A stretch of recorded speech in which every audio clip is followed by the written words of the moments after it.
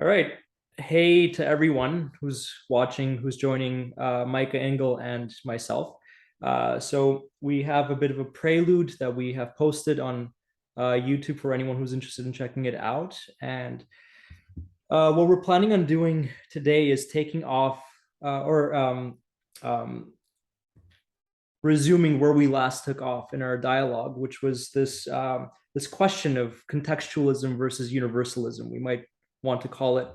And the question, as I understand it at least, and Micah will come in and fill in any gaps or anything if he wants. But the question is really this. Um, when we try to understand what the world is like, we want a good answer to that question. We want to understand what the world consists of, what it's made of, let's say, how it works. And the whole point of science, at least in the classical traditional sense, has been to try to come up with a comprehensive sort of integrative answer to that sort of question. But the more we do that, the more we come to realize, especially from the human science perspective, that it's not very easy or straightforward or possible or even maybe possible to provide an exhaustive answer to that sort of question. As we come to see, there's all sorts of different meanings at play in the world, in our experience of the world, that lead us back to different levels of analysis, different layers of our experience, the social, the cultural, the historical, the personal, the interpersonal, et cetera, et cetera. And so what I think we're going to be doing today, Mike is going to be leading us into this territory, the territory of hermeneutics, which is an approach to philosophy, or a philosophical approach rather, that tries to explore the inexhaustibility of meaning and the organization of that entire setup of that kind of phenomenon in a disciplined and rigorous manner. And in doing that, it ends up revealing certain truths about the very processes of meaning making that we all tend to be engaged in. So let me now take a step back and Micah, if you want to come in and start where you feel is appropriate. Sure. Well, the first thing that I would say is that, you're talking about science and how we view the world.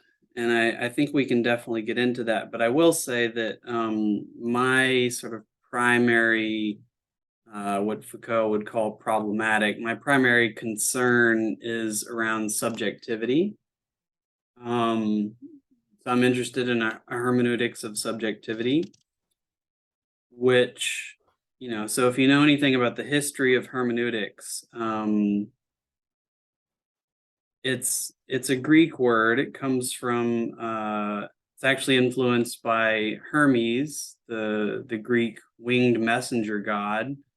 I have a I'm gonna throw some quotes in here just because I have some nice, took a class on hermeneutics a while back and I have some nice things. Yeah, so hermeneutics has a long history in Western culture, first being associated with the Greek god Hermes, the wing-footed messenger god, credited with the discovery of language and writing.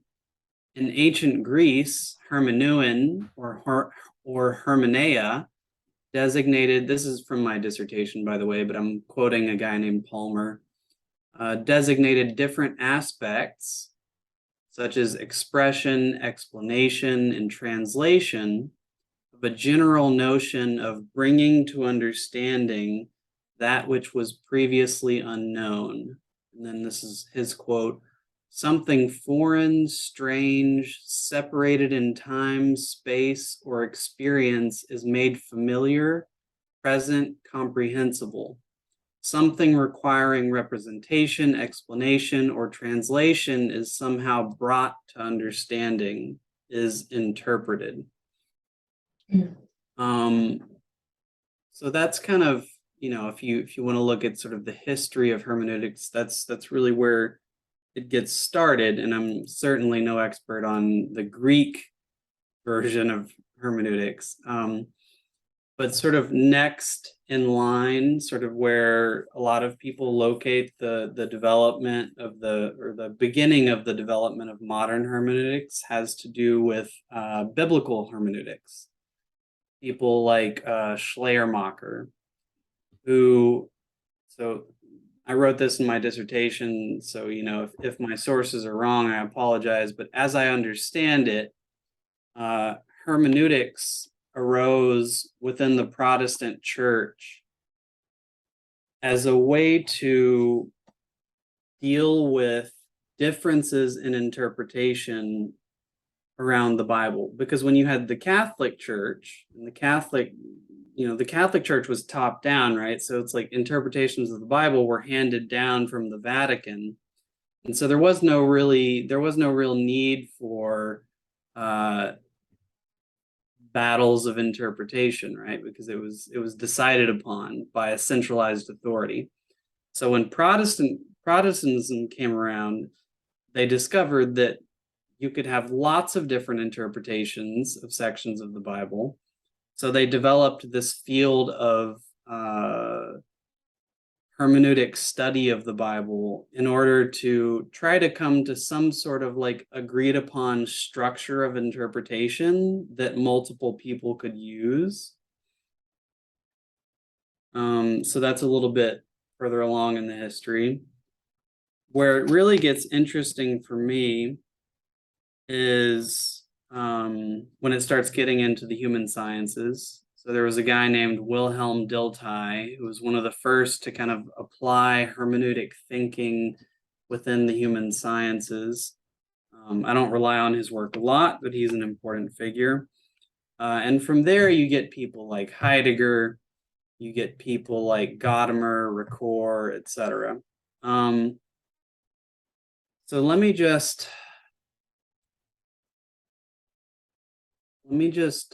throw in a couple quotes from Gadamer, who's comes after Heidegger, but he was a pretty famous hermeneutic philosopher. One thing he says is that the great historical realities of society and state always have a predeterminate influence on any experience, right? So maybe we should stick with that for a second. What's he saying there, my student? Well, soon to be Dr. Engel. I was about to volunteer, but first of all, this is awesome. I really like the little overview you did with the history of hermeneutics, its etymology, how it showed up in the religious theological context, and now Gadamer and the other things I definitely want to circle back to later. No pun intended there. For those of you who don't know, you will find out. We'll get back to Heidegger and whatnot. I guess what the question here ends up being is how much of what's experienced on a personal level is actually predetermined or shaped or prefigured by social, cultural conditions that aren't available in our awareness directly to us. In other words, how much of what we say and do and how we act, what we believe, how we feel, how we're motivated, what we perceive, how much of that is actually being shaped by forces that are otherwise invisible to us. Yes. Those forces being social cultural. That's what I heard there. Yeah, and he says the great historical realities of society and state always have a predeterminate influence on any experience. So I don't believe that he was deterministic about it. The way that I see it is that it sort of sets, and this is his language, it sets the horizon, right? So just a really simple example, like if you live in an indigenous culture, which is animistic, where you understand trees, rivers, animals to have spirits and to have some sort of sentience to them, that's going to be a very different cultural worlded horizon for you. And phenomena within that are going to show up differently than they do in a modern sort of, mechanistic, scientific worldview. And quantum stuff aside, we won't go there, but yeah, so that's what I think he's saying there.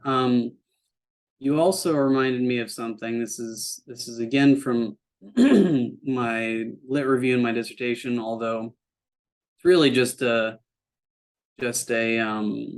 little explanation of Heidegger through Hubert Dreyfus, who was a Heideggerian. He says,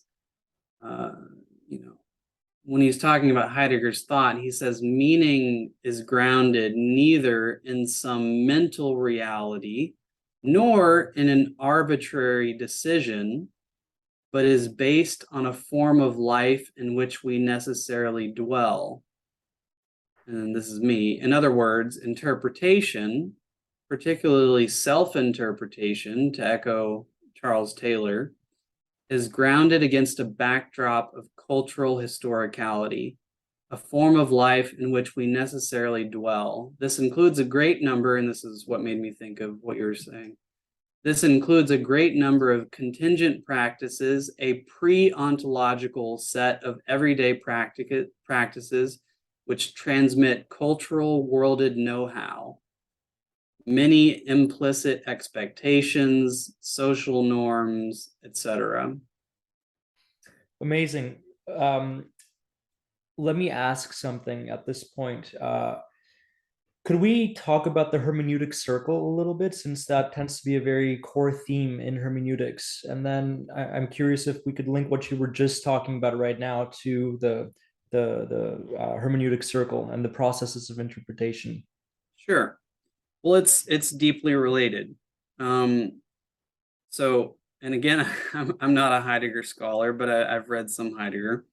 My understanding of the hermeneutic circle as he fleshed it out is that there is no view from nowhere, right? You are, and Gadamer would certainly agree with this. You are always within a set of pre-ontological understandings, to the extent that, and it's not to say that you're trapped in this circle and you can't learn anything new, you can't, engage with a different culture and then have your ontological or pre-ontological understandings change. That's not the point. But the point is that you always come to a text, a person, a culture with certain pre-ontological understandings, and you enter into what Gadamer would say dialogue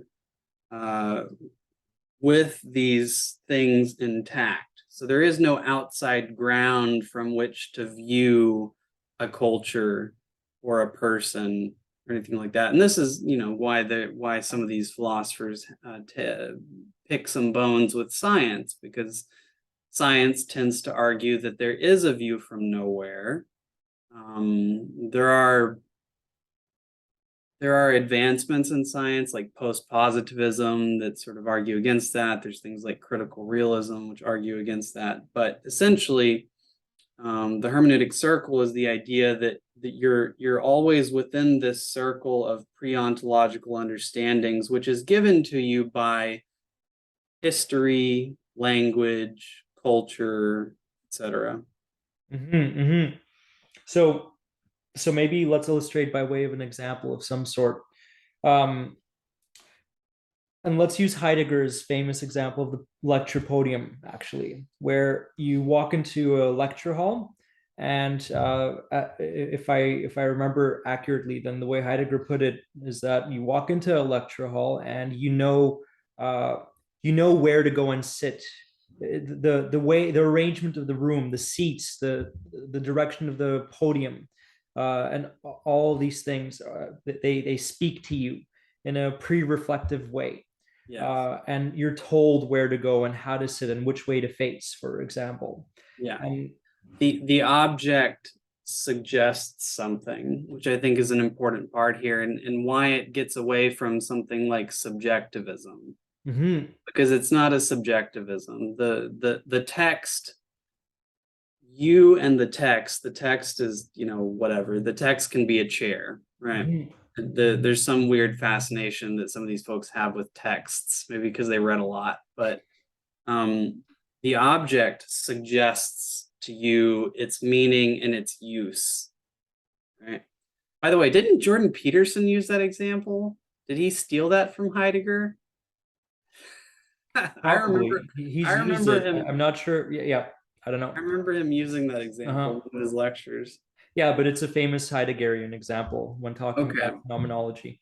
Okay. And the bit there is that um, to make that sort of navigation with the space around you possible, you need to have these pre-understandings in place to begin with that are Yeah. acting as these implicit presuppositions that guide your behavior. You already know that a chair is not something you stand on, you sit. You already know that the podium and the lecture are the ones that you face, not face away from, for example. And so it's in this way that the suggestibility of the object as a kind of experience becomes possible.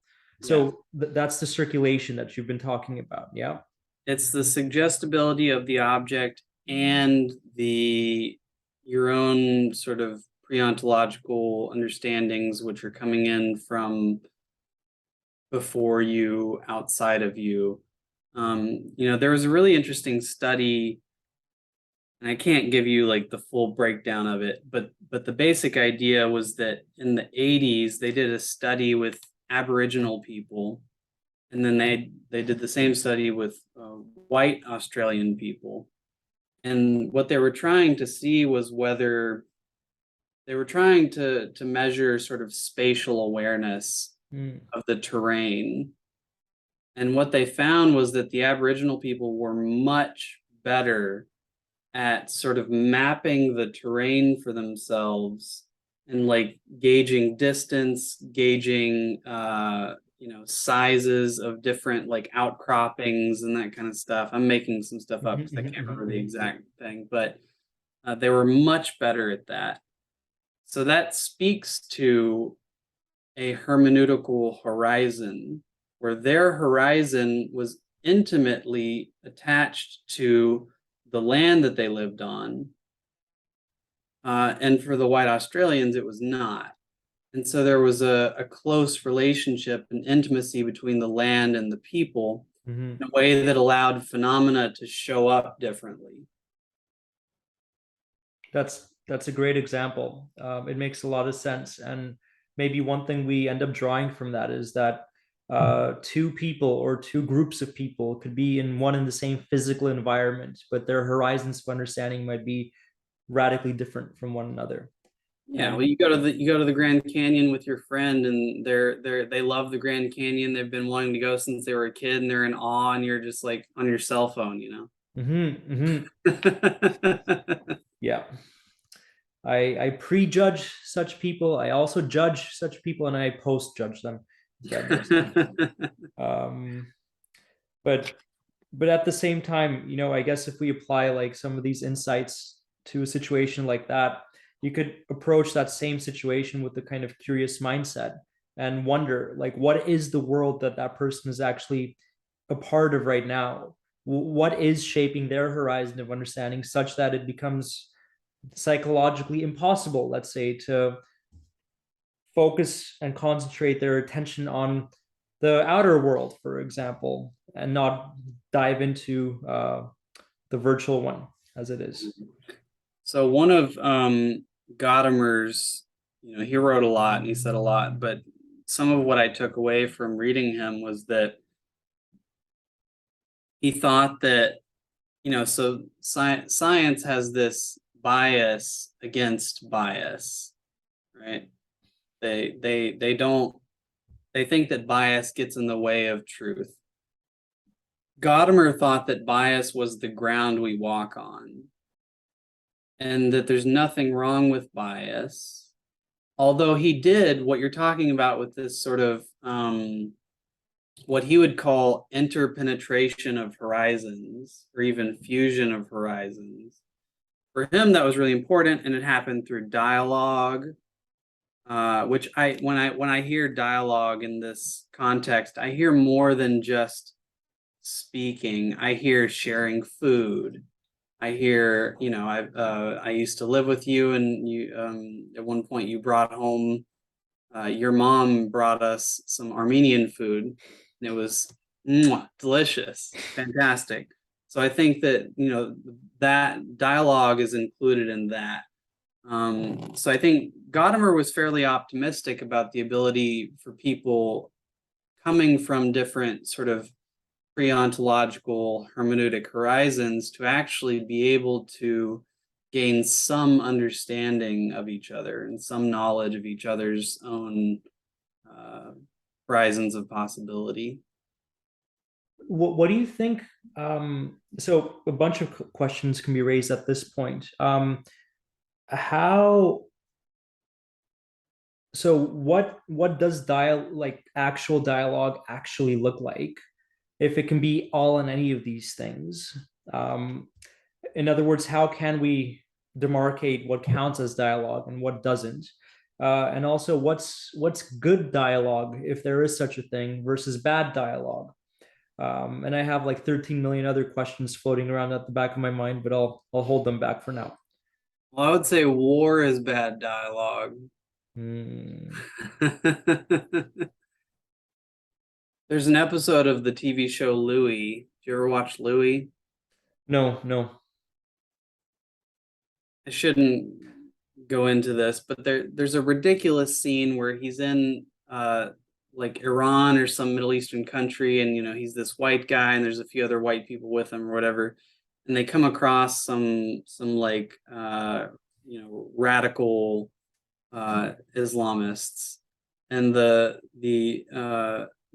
radical people are like pointing guns at them, and like they're about to shoot them, and then Louis's daughter, who happened to be with them, had a bunch of little chicks, like little chickens in her backpack, and the chicks started escaping from her backpack, and they started like waddling in between the radicals and the white folks, and everybody just started laughing, right? And it completely defused the situation. And I don't know if I would call that dialogue per se, but it could at least be the opening of a dialogue, where That's it's great. like some common ground is established. That's great. That is so amazing. Okay, please let me link this back to one of the first things you talked about when you were talking about the etymology of hermeneutics, and explaining how Hermes was about expression or explanation or translation, and achieving a certain kind of understanding, which consisted of bringing into known territory, making familiar what's otherwise unknown or unfamiliar or strange. And so the hermeneutical process, we could also maybe say this, and in this way it would apply to the example of Louis that you just brought in, which is really funny and comical, but there's something very real about it. Absurd, brilliant, comedic. It was great. All of the above, all of the above. That dialogue maybe happens between you and the world, if we expand it that far, when things enter into your horizon, that the very act of entering it ends up reshaping it, and then shifts the mood, for example, shifts the conditions of possibility for whatever actions, or say motivations or emotions or whatever else might go into organizing your field of experience in that moment. So the chicks walking along, that essentially was the insertion, right, of this unknown factor in this very right high risk, intense and suspenseful, like mooded environment that diffused everything and changed the flavor of the experience and brought in laughter, and in a way that was spontaneous and absurd, just as you put it. Mm-hmm. So another quote this reminds me of comes from Habermas, who was a Frankfurt School guy. Later on, he lived longer than most of them. He had hermeneutic elements to his philosophy. I don't agree with everything Habermas said, but he does have a nice quote here where he says, hermeneutic understanding begins at the points of interruption. It compensates for the discontinuous quality of intersubjectivity.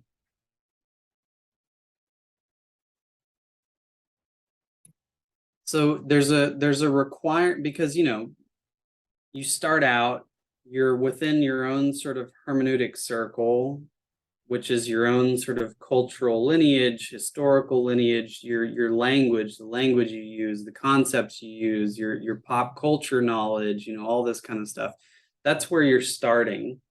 And then sometimes something strange, foreign, uncanny disrupts that understanding. And then for Habermas, that's where hermeneutics has to come in.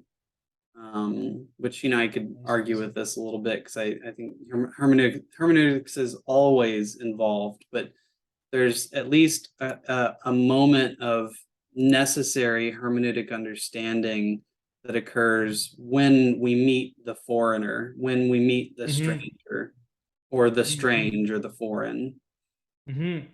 Okay, so this is amazing too. We can link this back to your second point in your introduction to hermeneutics earlier, about biblical hermeneutics, when you were right, the core problem or problematic that was being dealt with there was that you could have one and the same thing affording multiple different equally valid interpretations, let's say. Yeah. And so the question arises as to which of the interpretations, if any, are true or most true than the others. It's incredibly difficult to settle these kinds of questions and that sort of problem, because like the validity of an interpretation doesn't just lie in how accurately it captures what's happening, but how it allows you to move forward and how it allows the hermeneutic circulation to flow forward as well. But in this case, the example that you just gave, no matter what interpretation we generate of the world, it's always going to reach a point sooner or later where it'll be insufficient, or right, interpretation eventually and inevitably breaks down, and something else is called forth than just reliance on your pre-understandings. You're being called to reinterpret, or to interpret more deeply, to look with a fresh eye almost. And maybe we could speak to that a little bit. Well, in a world of increasing globalization, that's increasingly going to become a thing. I mean, that's a thing right now. It's like we have cultural clashes, we have cultural collaborations, and people are, I grew up in rural East Texas, where there wasn't a lot of diversity among hermeneutic horizons. There was a little bit, there wasn't a lot. And then I found the internet. And then I became friends with people in Australia and Sweden and Japan. And then my own hermeneutic horizon, granted, it was through the internet, which has its pros and cons. It has its, it allows certain things and it doesn't allow certain things. I couldn't eat with these people, for example. But it did expand my sort of hermeneutic horizon to the point where nowadays, as an adult, I have a very hard time identifying as an American, because I grew up around people who were not American, and they were strange enough but familiar enough to where I couldn't put them in a box and say, okay, those people are not, they're different from me, right? Those people are other. What do you think allowed you to lean into the unfamiliar as much as you were able to, given that naturally, when people are confronted with the unknown in the context of their own lives, it's not necessarily inviting or pleasant or interesting. But what is it that made you open enough to keep interpreting? Well, there's a couple points there. One, I was young, and I think people who are young deal with this a little bit better. I mean, children are born into alienness, right? And they very quickly pick up the sort of pre-ontological implicit norms, expectations. They very quickly form a hermeneutic horizon. So I was young, so that's part of it.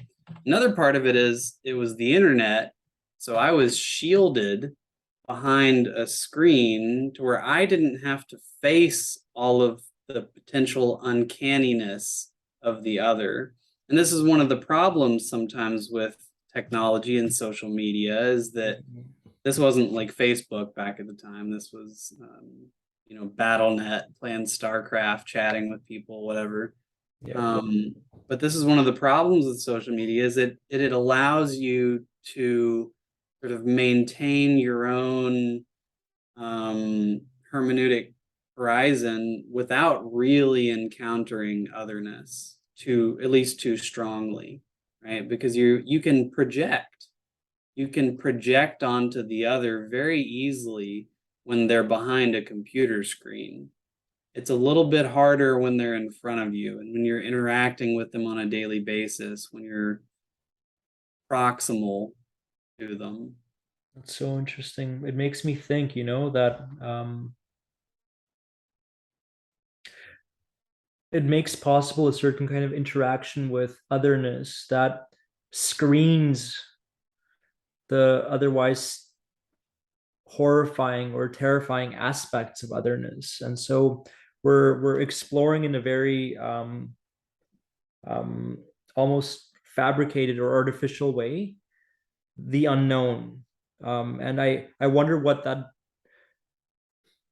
if true interpretation is indeed happening in those cases, or if it's like very selective and in a way that appears to to to to like look as if there's real openness happening or real interpretation, but in fact people stay closed off to alterity I without think it's even knowing. I think in the case of technology and social media, it's probably a mixture, but I would say it's also a mixture in real life. So, um, different hermeneutic philosophers have put forward different sort of strategies for coming to, let's say, cross-cultural understanding. For Gadamer, it was dialogue, and he's a very like warm thinker, if that makes any sense. It's one of the things I like about him. He has a certain optimism. He he almost has a liberal bent in the classical sense, where like he sees pluralism as valuable, and people diversity is valuable and stuff like that. So he would say dialogue. Someone like Habermas tends to focus on rational communication, which I find, I'm not a Habermas scholar, so there might be some Habermas scholars screaming at me that I'm misunderstanding him, but I've read a little bit of his work, and I find his prescription really naive. I don't think that rational dialogue can solve the problems of the world when there are deep-seated problems having to do with the hermeneutic circle and hermeneutic horizon. It's like the example of Louis. If he had just tried to rationally talk his way out of this situation, I mean, one, he didn't speak their language. Yep. Yep. But the ducks introduced something, And they did speak the right language in that scenario, it seems.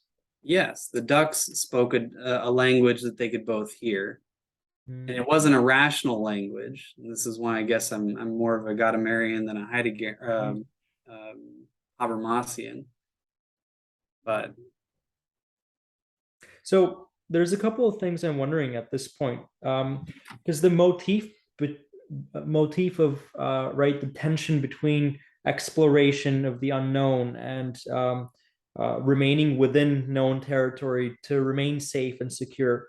That's also like a very basic motif that shows up in attachment theory, for example, and also in personality theory, particularly the trait approach, which I wouldn't want to get into right now, but I do want to talk about attachment theory here, and because if there's a continuity between what the hermeneutics people are saying about the structure of the hermeneutic circle itself, and what the attachment theory people are saying about early childhood development and the structure of how we come to relate with the known and the unknown, then maybe we could um, start a kind of dialogue between these two disciplines to see if there's anything that can be learned from each other, if that makes sense.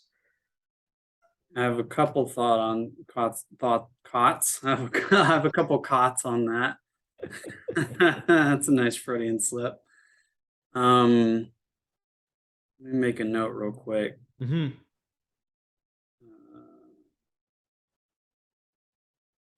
Yeah, so one thing, ironically, when I teach cultural psychology, one of the texts that I assign is about the non-universality of attachment theory.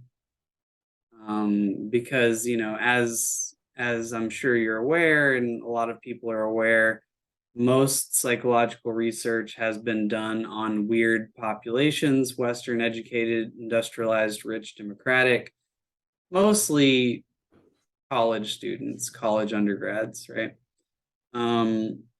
So there's actually research that's been done showing that attachment theory does not apply in all cultural contexts, which would not be to say that, for example, infants don't form relationships with caregivers.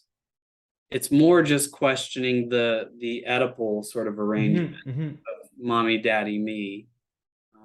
Because, there are cultures where I know, sometimes in India and sometimes in indigenous cultures, you might have 8 caregivers. It might be your mom, your dad, your sister, your cousin, your aunt, So there are some problems with attachment theory on that level, but that doesn't necessarily negate some of the fundamental lessons there.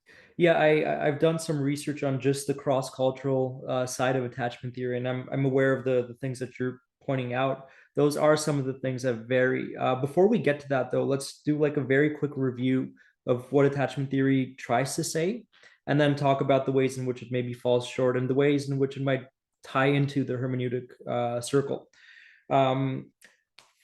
So attachment theory was essentially created by John Bowlby as an attempt to and Mary Ainsworth. She, as far as I remember, she helped to develop it later on, but did they do it in collaboration right from the start, or she just hopped on board? I don't know. Yeah, if I remember the history right, Ainsworth came later as a grad student and then really developed it and then formulated the notion of attachment styles. I'm just trying to make sure you don't neglect female contributions in the psychology world. Everyone is thanking you for that, myself included right now. The idea was that you had Freud, whose entire approach to psychological trauma and disturbance was predicated on the idea that whatever symptoms you're experiencing right now, insofar as they're psychologically rooted, their origin lies in your past, what happened during your childhood. Now, that's not really a hypothesis that you could test out directly, because in order to do that, you would have to travel back in time. And, now we're caught up in all sorts of impossibilities. One of the things that Bowlby's theory of attachment tried to do is circumvent this problem by first tracking what's going on in early childhood. And then he set up longitudinal studies to see what sets of symptoms later on in life the individuals ended up presenting with. And there were findings around this, and this formed the sort of basis of attachment theory. So the basic idea was that you have certain sets of behaviors that in the behaviorist context in the mid 20th century were thought to be a consequence of just classical or operant conditioning, like crying when the caregiver is away, for example, or any behavior that from the child that tries to call the caregiver to it to close distance, right? Usually that's in the form of crying or even cooing or babbling, things like that catch our attention as infant loving caregivers.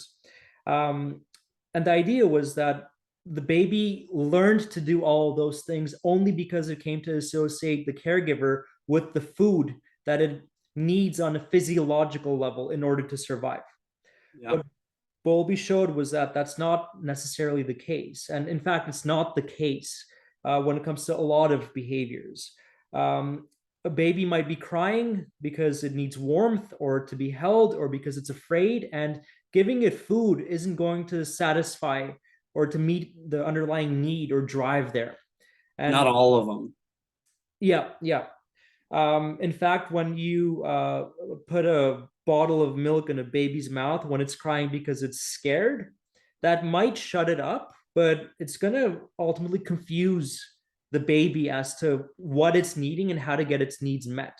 But we don't Yeah. have to get into that too much right now. Makes you think about pacifiers and what pacifiers do. Yep, literally. Um, and and so the thing is that if we fast forward a little bit into like months 10, 11, 12, when babies become toddlers and start to crawl around, what you see is that when a baby is placed in an environment that's strange or unfamiliar to itself, it needs to stay close to the caregiver for the most part. And while it's doing that, it's looking around and checking things out, getting familiar with the environment. Once that has happened to a degree, then the baby can be put on the ground and it will voluntarily go out and explore. So it'll create distance between itself and the caregiver, and the distance will be felt as tolerable, Yeah. as non-problematic. And They then have a kind of home base that they feel yes. safe with. And as they're playing around and exploring, they're always looking back, checking out if the caregiver's still there, social referencing, looking at their facial expressions, looking for signs of approval and encouragement. Yeah. Then, when you introduce a stranger into the situation, the baby will go back to the caregiver. It'll close the gap because the home base is where safety's at. And this is the normal picture. And regardless of which culture you go to, I think this is one of the things that is universal, actually. There tends to be a need for closeness, for this feeling of safety that will give you a sense that you're not just going to, that you won't be swallowed up in the face of the terrible unknown that's manifesting in the form of the strange figure before you right now. Yeah. I think the difference probably with some cultures is that there aren't as many strangers around. Mm-hmm. If you're living in a village of 60 people, then, Yep. it's going to be harder to find strangers. So that would be interesting to do more attachment research in that sort of setting. Yeah, what I was reading is that in some indigenous villages where and in some Asian environments where it's normally the case that throughout the course of a regular day there's like 20, 30 people coming in and out of the household, the baby gets habituated to this, it gets used to this. So it's not, it doesn't react with tears or fear or anything like that, um, which means that yes, the Oedipal structure that we are born into in the West, that's not necessarily culturally, or it's not a cultural universal or a human universal per se. Yeah. um,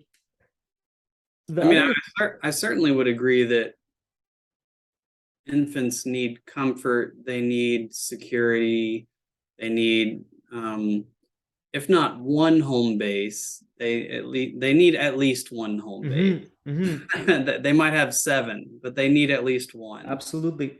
And this is how I was trying to tie this back to the hermeneutic stuff, actually, because the idea here was that when you don't have that sense of security that a home base gives you, right, which can metaphorically be thought of as your horizon of what sets up or prefigures your horizon of understandings. It's your pre-understandings, right? Your home base, your interpretive home base. If a baby doesn't have a secure base like that, exploration becomes virtually impossible. It will not want to go out and check things out and play and get curious and whatnot. So that's when interpretation comes to a halt. Yeah. Mm-hmm.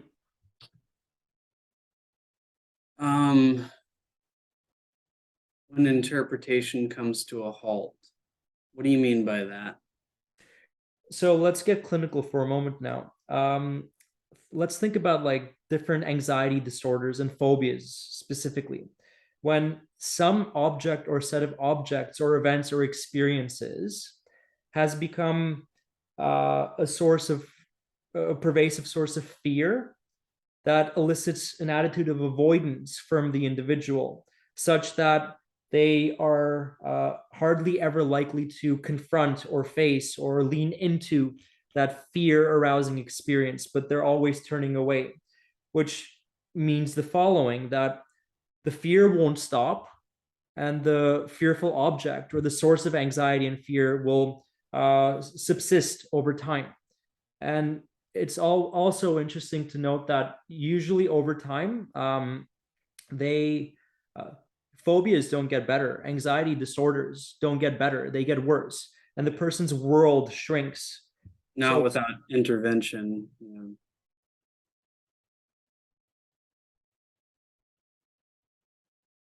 so in light of that, my question was like, how do we consider the importance of like security in a psychological sense for Well, being. well, let me use this as a jumping off point to shift Mhm. more into subjectivity, which is more of my interest than I mean, I am interested in like cross-cultural issues of hermeneutic uh, clash or understanding or whatever, but there's a fascinating study. Let me Google it real quick, Mhm. just um, so I can. Okay, well, I can't find it. It's a study by is her name Carol? Dang it. Okay. Um, anyway, her last name is Demuth, Demuth. She's a German scholar. And she did a fascinating study with some colleagues where she looked at middle class mothers in a city in Germany, and she did naturalistic observation where she watched them play with their kids, talk to their kids, interact with their kids, and she watched what they did with them, right? How they oriented to them, how they held them or didn't hold them, the types of speech that they would, engage in with them, what they would do with their bodies. She also did the same study in a village in Ghana, right? And what she found was that the German mothers had a tendency to, one, speak like this with their babies, where like, here's the mother's face and here's the baby's face. Mm. So there was and a lot of the talk that went on was uh, emotion focused or thought focused, interior focused. It's like, oh, you're hungry. The baby's hungry. Are you hungry? How are you feeling? What are you feeling right now? Um, and I can't remember exactly what they did with touch. I'm sure they bounced the baby on their knee and that kind of stuff. In Ghana, the parents had a much less sort of dyadic like this, where they would often have the baby on their back, strapped on. They would have them on their belly. They would have them different places sort of on their body. And they would talk to them. But it was not such emotion-focused talk. It was not such interior-focused talk. They didn't necessarily care what the baby was feeling or wanting in some ways. And to me, this is a fascinating study because for me, it gets at, in an empirical way, which is not very common, it gets at the beginnings of the development of hermeneutics of subjectivity, right? Because we know that Westerners tend to have more emphasis on interiority, right? So we value things like, what is your desire?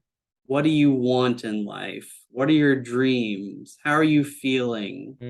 Even therapists, it's like, what's going on inside your head? What's going on inside your internal world? Whereas in this other culture, that's not the value system, right? One thing that I remember, because this is kind of a collectivist culture. So one thing I remember is that the Ghanaian mothers would, the baby would cry, and the Ghanaian mother would say, no, we don't do that. We don't do that. We don't do that. And they would they would sort of impose a social standard, social norm, because they wanted, they cared about their babies and they wanted them to fit into the environment that they're in. They would also like sing to them and try to soothe them. So they weren't these monsters who just didn't care about their children. It was about fit. It was about adaptedness to the culture, right? And so I think with that study, you can see a really strong example of just how different, and they did, as far as I know, I think the study came out in 2011. I don't think they're doing longitudinal research with it, but it would be really interesting if they did. Although you can do cross-cultural research, even cross-sectional, and find differences in self-construct, self-conception. This is amazing. This is so amazing. Let's talk about Ainsworth for just a moment. Now that we're here, because we need to. My question is going to be about attachment style differences between the different cultural contexts, and just to like fill in I was going to say readers, the viewers. Attachment styles are essentially styles of how you relate with closeness and distance, with alterity and familiarity that you pick up in the early developmental context between yourself and your caregivers. So the way this was measured, and this is Mary Ainsworth's paradigm. She was a student and protege of Bowlby's. She devised an empirical situation where it was called the strange situation, where you have a child and caregiver in an unfamiliar environment with all sorts of toys. The kid starts to play, and then a stranger walks into the room, and the kid gets like all scared and then goes close to the mother, and just watches the stranger. After a few moments, gets acclimated to the stranger, and they start playing together. And then the caregiver, the mother typically, is asked to get up and just leave without saying anything. And it's amazing when you watch footage of this stuff, how the moment the caregiver gets up, the moment the mother gets up, the baby doesn't think twice. It immediately notices, and you see distress starting to take place in the baby and on the baby's body, through the baby's body. It starts to cry and follow the mother while crying, trying to call it back. And here's the catch.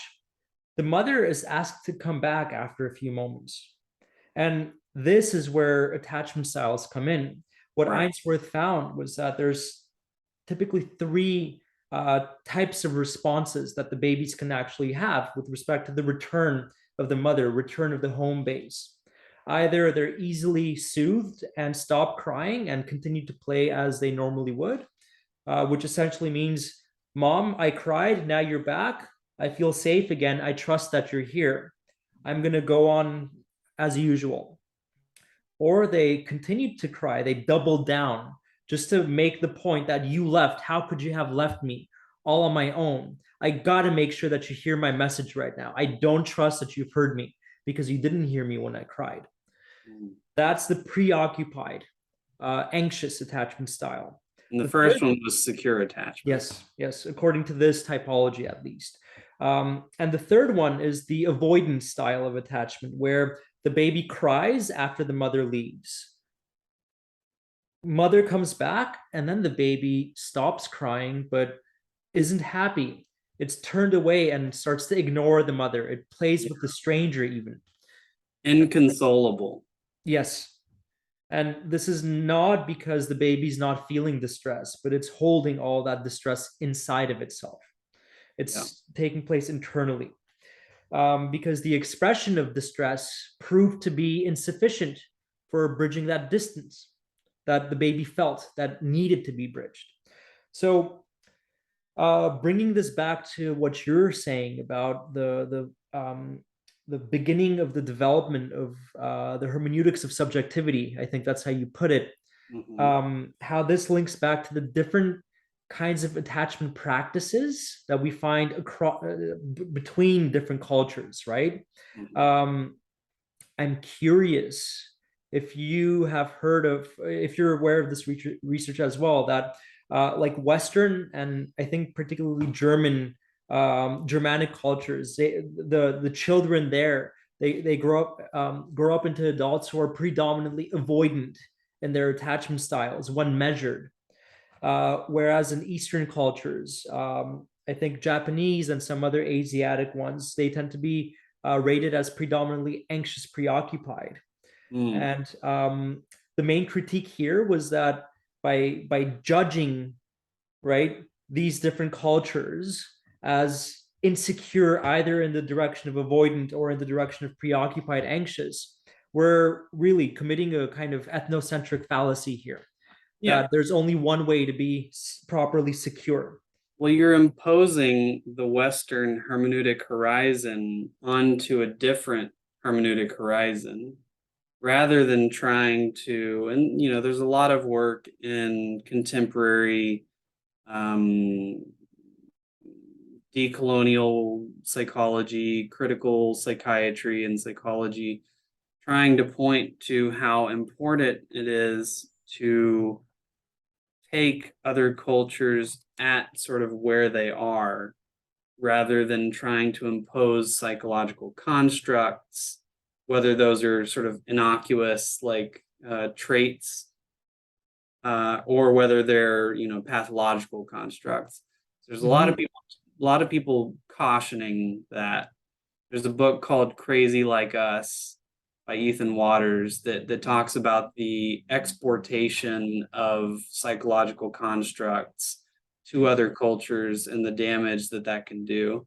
There's a lot of people doing this kind of work, which I think is really important. Yeah, that can be very dangerous because one thing that we, let's say, if we're taking attachment theory seriously, one thing that we have to also take seriously is the risk of um, presupposing our own cultural standards of desirability when Mhm. talking about the biological or cultural adaptivity of certain styles. And the two shouldn't be conflated, because I imagine that if a culture is organized in such a way that it leads, right, to predominantly avoidant styles of attachment, then there must be something adaptive in that Exactly. that we might be Exactly. missing. What So is when that? I Mhm. So when I teach cultural psychology, I try to get this across to my students because a lot of them might see the Ghana parents, and the Ghana parents aren't doing anything too terrible, but they are trying to suppress the child's emotional reactions, right?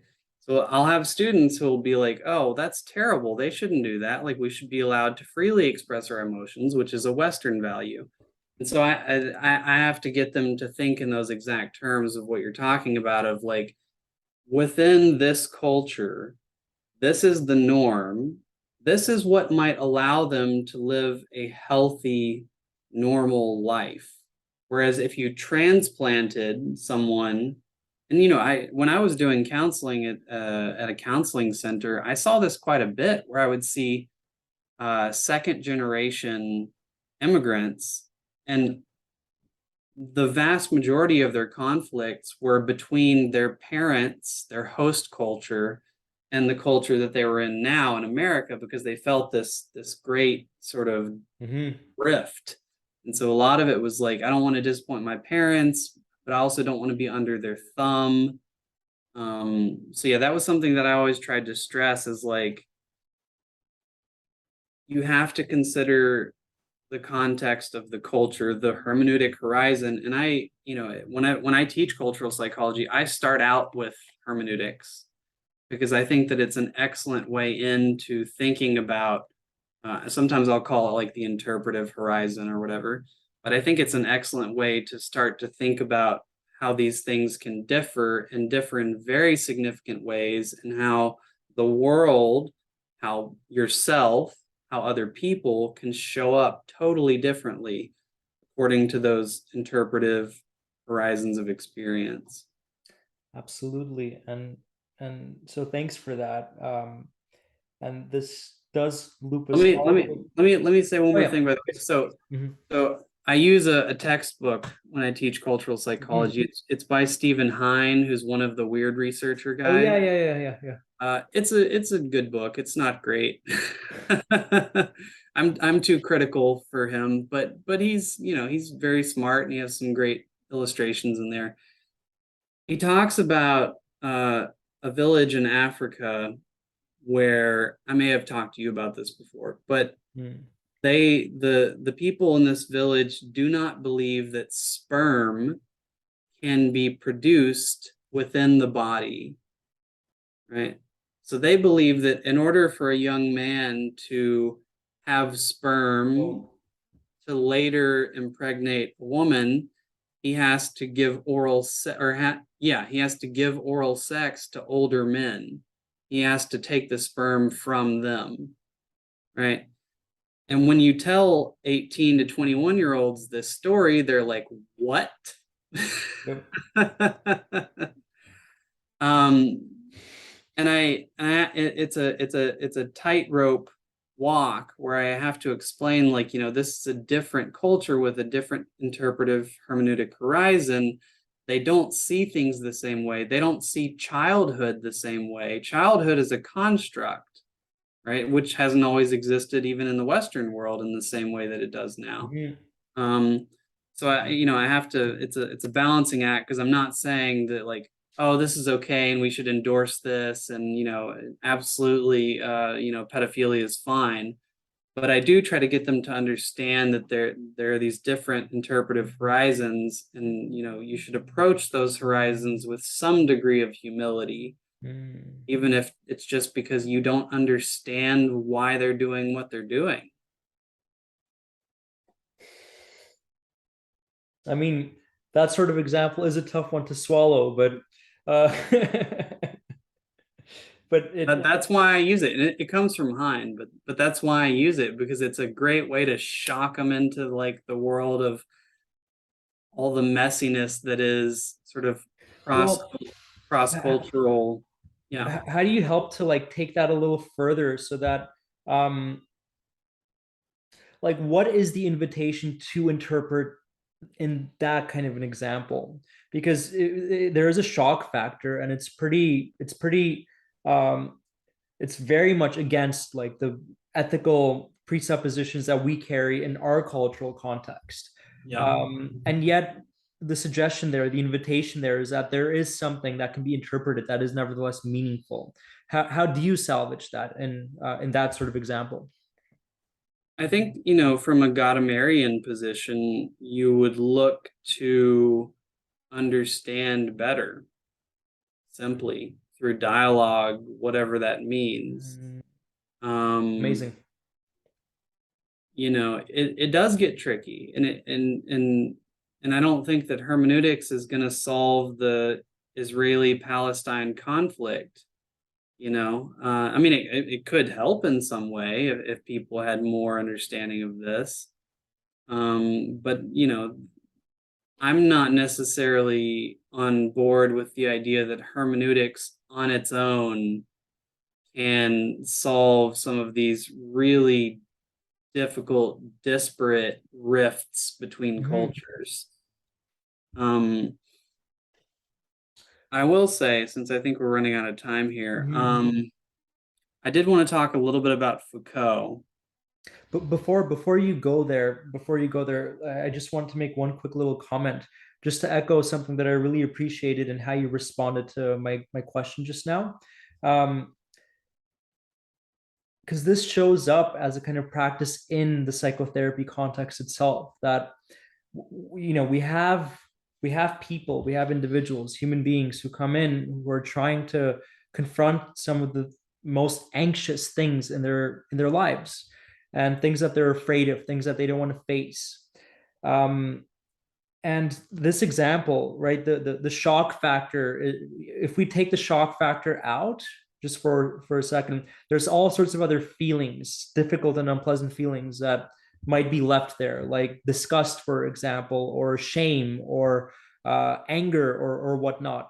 And what I heard you do there, which I felt like was in the spirit of psychotherapy and interpretation, the making of inter- making interpretation possible, is that maybe we don't have to do away with those feelings. Maybe we could acknowledge that they're there, and we don't have the answers to what's going on. And Yeah, the task ends up being about uh, trying to transform these anxieties, these amorphous, uh, fearful, I don't know, chaotic things that we can't quite apprehend, trying to transform them into questions, and yeah. just engaging with curiosity, hoping, with the assumption that we might actually come to a better, deeper understanding of what's there.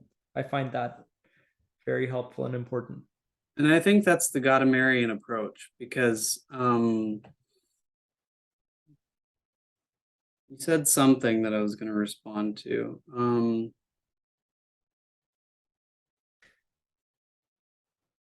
The Gadamerian approach is, yeah, can you Yeah, repeat what? yeah. A few of the points that I threw in there, not just having to resolve the feelings that are there, but being able to, like, witness them. Let's say adopt a witnessing stance. Right, okay, okay. Yep. So, from a God, I've said this a little bit already, but from a Gadamerian perspective, bias is not to be avoided. Bias and also tradition. Mm-hmm. Like, you come out of a tradition, we all do. We all have pre-ontological and, explicit biases. So the point is not to get outside of our biases.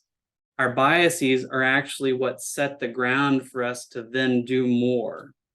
Our tradition is what sets the ground for us to then do more. Amazing. So whenever the glasses we're wearing, whenever they crack, and through those cracks is a new kind of light appears and shines forth.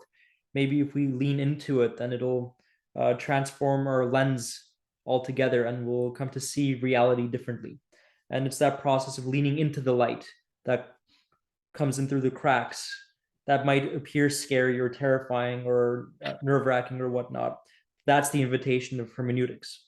Yeah. Well, and Heidegger says that, the important thing about the hermeneutic circle is where you enter into it. Mm-hmm. So, I assume there could be many entrances to the hermeneutic circle. But I think, at least from my perspective, the one of the better entrances is knowledge of where you come from, which does not relativize or debase.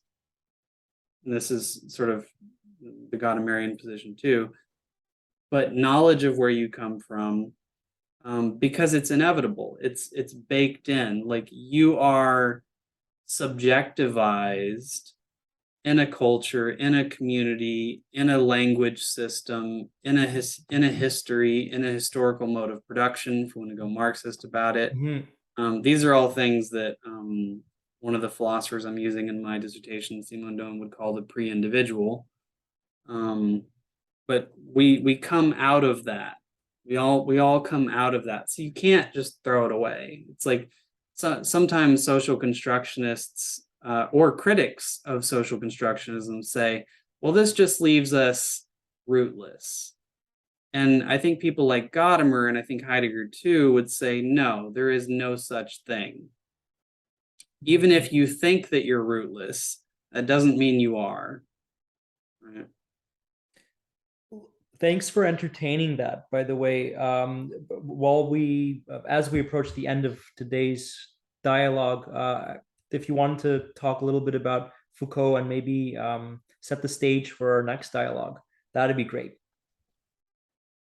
So this has been a little stressful for me because, like I said, I'm not an expert on Gadamer, Heidegger, Ricoeur, Dilthey, any of the main figures in hermeneutics. I know, or Charles Taylor, who's a more modern figure who I think, if anyone's interested in hermeneutics, I think Charles Taylor is a great person to go to because he's a very clear writer, very clear thinker. He's also a Canadian philosopher, just to yes, also Canadian, also Catholic.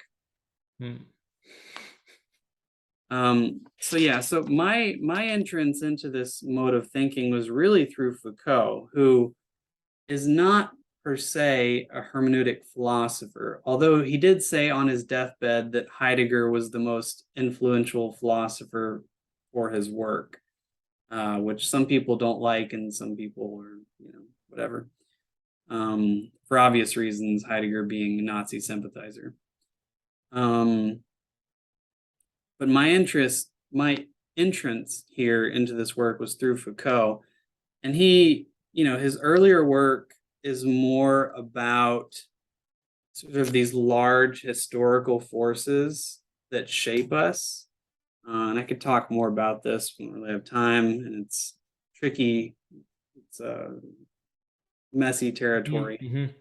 In books like Disciplinary Power, Madness and Civilization, The Order of Things, which is a fantastic book, although a complete slog to get through. You get through it, though, you might have a mind-expanding experience, which was my experience. But later on in his work in the 70s and 80s, he sort of had a turn toward hermeneutics. So he has a lecture series called Hermeneutics of the Self, for example. And he talks a lot about sort of the mechanisms, almost, like he wasn't doing the empirical work, he was doing historical work and philosophical work, but not so different in some ways from what Demuth and her colleagues did with the study in Germany versus Ghana. Foucault talked about the different types of subjectification that have occurred throughout history. So, for example, Greek statesmen in Athens, right? They did things that what Foucault would call technologies of the self. They did things to try to become better rulers in the city. So they did a sort of reflexive hermeneutic transformative thing on themselves, and this was through very concrete what Foucault calls technologies of the self. Like, for example, at night before they went to bed, they would sort of recount the deeds of the day and think about, was this a just deed or an unjust deed, stuff like that. They would have certain types of meditations or whatever. If you read Marcus Aurelius's book Meditations, you might get to see sort of an example of some of this. So the sort of original, at least in the Western world, what Foucault calls care of the self and knowledge of the self. Care of the self means you're undergoing something which has a transformative effect on you. Right. So if you do these technologies, if you meditate, it's very possible that it will have a transformative effect on you.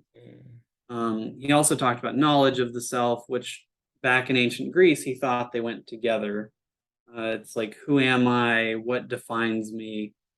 There's a lot more I could say about that. But there's a move from sort of Greek care of the self, knowledge of the self, to Christian care of the self a little bit later on. where the telos of these technologies of the self, which are really hermeneutic technologies, the telos was not to be a just ruler or a just politician, which, by the way, this was exclusively, these things were happening exclusively in the class of slave owning political figures. It wasn't slaves or women doing these things. Mm-hmm. But anyway, in the Christian age, the telos becomes salvation, right? So you go home, maybe you're a monk, maybe you're not, you recount your sins, you pray to God at night, and the goal is a sort of purification, right? And of course, there's the Catholic Church later on where you do that there. But again, there's this, and these technologies are meant to have an effect on self-interpretation, hermeneutic self-interpretation, Mm-hmm. right? I could say a lot more about that. I'll just end by saying that my work these days is trying to find technologies of the self that are less individualized, because many of these ancient technologies of the self were individualized technologies. And it's the same for Foucault's later work in disciplinary power, when I can't go into it. But a lot of my work nowadays is in trying to find group technologies of the self. So technologies of the self which engender a different hermeneutic of subjectivity through group activities, through group Practices or rituals.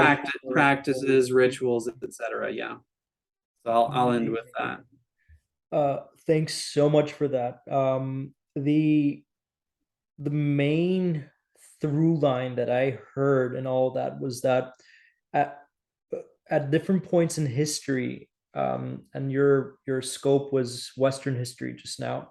We've had different technologies of the self as being common practice to the culture, where these practices of the self, or technologies of the self, were ways of refiguring our horizon of understanding as it pertains to us and our relation to the world.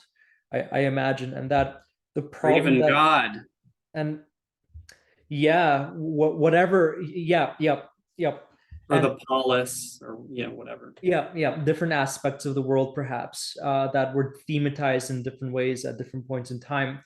But what's prompted your research in for your dissertation research is this suspicion or realization that the kinds of technologies of the self that we have available to us in the present day culture are far too oriented toward the self, and have in some ways presuppose a kind of severing of the relationship between the self and the world. So the world as others, the world as social, has like been lost in the picture, in other words. And you're wanting to work towards refiguring this horizon by introducing or thinking about or considering new technologies of the self. Yes. The one thing that I would add is that, and I don't have time to go into Foucauldian biopolitics and disciplinary power, but from my perspective, the individualizing technologies that exist right now for us are tied to capitalism, neoliberal capitalism. So it's not just about the self. It is about the self, but it's about what the larger sort of state or market requires of us, right? And that requires of us a very particular kind of self. Especially, I'm more familiar with the neoliberalism side of things. So that's another whole rant we could go on if we had more time. I love it. It all converges so elegantly. the Foucauldian thing sort of leads back to the Gadamerian thing about how, in order to understand our individual subjectivities, we have to attend to the historical conditions that predetermine our experiences, and that's what you're sort of up to here. Predetermine the possibilities of our experiences. Yes, yes, yes, yes. Oh, I'm excited. I'm excited to delve deeper into this with you. So yeah, let's end it there on that note, and next time we'll pick up on Foucault and neoliberalism and the technologies of the self that you've been thinking about. So thanks for the good dialogue. It was rich. And some cognitive science. When are we going to get to your stuff? Well, we are talking about trying to recover the self-world relation at a cultural level. And cognitive science and phenomenology, which essentially is a sister discipline of hermeneutics, yeah, definitely have something to say about that. So I'll be inserting myself into this little horizon that we're developing together as we go on, and we'll see where it goes. Interpenetrating horizons. Yes. And on that note, stay tuned.